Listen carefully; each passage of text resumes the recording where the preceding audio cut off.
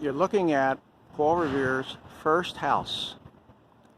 This is in its original structure, built in 1680, but he did not buy it until 1770. Coincidentally, the brick house next door is the Hitchborn house.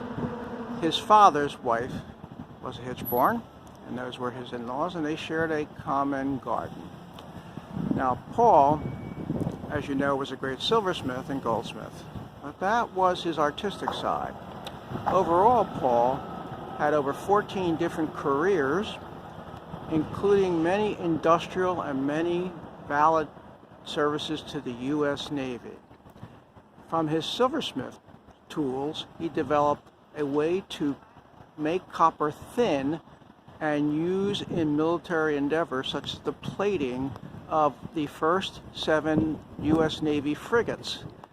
Now, copper plating a frigate was a technique only the British knew, and they used it to keep the ship out on the water longer, to prevent urchins and other seaweed from grappling into wood, eating away at the wood, and slowing the ship in maneuvers. So if you were about to take on the British Navy, you better copper plate your ships.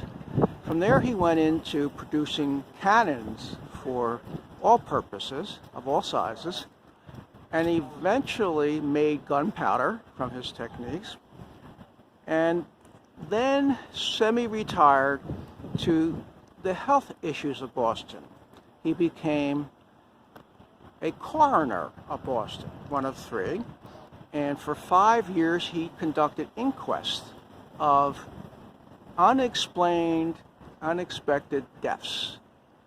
And his inquests are available at the Mass Historical Society or the Massachusetts Archives, and they're very interesting read on the life and times of Paul Revere.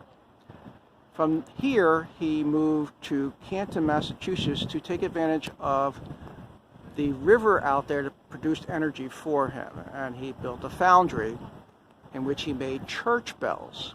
By the time he was done, they had produced over 400 different church bells, some ship's bells, and some bells used in plantation fields in Cuba.